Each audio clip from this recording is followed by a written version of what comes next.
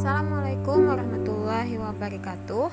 Pada koneksi antar materi modul 2.2 pembelajaran sosial dan emosional, saya akan menyimpulkan beberapa materi. Yang pertama yaitu apa kesimpulan tentang perubahan pengetahuan, keterampilan, sikap sebagai pemimpin pembelajaran setelah mempelajari pembelajaran sosial dan emosional. 1. Kognitif atau pengetahuan.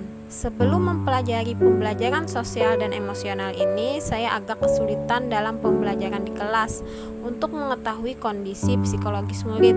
Tetapi setelah mempelajari materi pembelajaran sosial dan emosional ini, saya baru memahami bagaimana cara kita melaksanakan pembelajaran terkait 5 kesadaran sosial dan emosional ini. 2. Psikomotor atau keterampilan. Sekarang saya sudah mulai menerapkan pembelajaran sosial dan emosional ini di kelas dan juga sudah mulai merancang RPP yang terintegrasi dengan pembelajaran praktek mengajar pada kurikulum akademik. 3. Afektif atau sikap. Bagaimana kita memulai dan mengaplikasikan hasil dari pemahaman kita pada materi pembelajaran sosial dan emosional ini di pembelajaran kelas, sehingga pengembangan kemampuan sosial dan emosional kita pun semakin baik. Apa kaitan pembelajaran sosial dan emosional yang telah Anda pelajari dengan modul-modul sebelumnya? Pembelajaran sosial dan emosional ini berkaitan dengan materi modul 2.1 yaitu pembelajaran berdiferensiasi.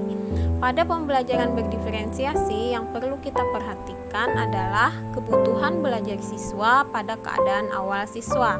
Sehingga kaitan materi modul pada kali ini adalah kemampuan sosial dan emosional siswa dapat digali terlebih dahulu dan dirancang sedemikian rupa untuk kegiatan pembelajarannya berdasarkan informasi yang didapatkan dari nilai atau guru yang mengajar siswa sebelumnya, sehingga pembelajaran dapat berjalan dengan efektif.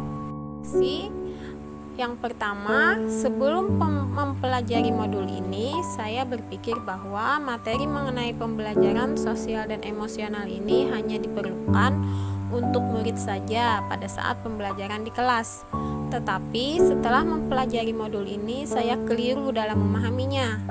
Ternyata tidak hanya murid yang perlu pembelajaran sosial dan emosional ini, tetapi juga pendidik dan tenaga kependidikan atau PTK juga perlu mengembangkan kemampuan pembelajaran sosial emosional ini. Reflektif yang kedua berkaitan dengan kebutuhan belajar dan lingkungan yang aman dan nyaman untuk memfasilitasi seluruh individu di sekolah agar dapat meningkatkan kompetensi akademik maupun kesejahteraan psikologis atau well-being. 3 hal mendasar dan penting yang saya pelajari adalah 1.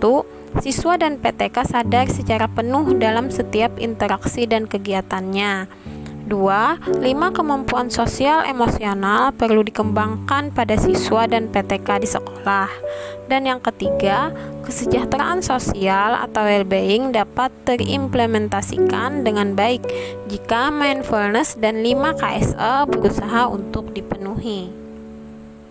Reflektif yang terakhir adalah berkaitan dengan nomor 2, perubahan yang akan saya terapkan di kelas dan sekolah. Bagi murid-murid, dalam pelaksanaan pembelajaran di kelas yang perlu diperhatikan adalah 5 kebutuhan kesadaran sosial dan emosional siswa.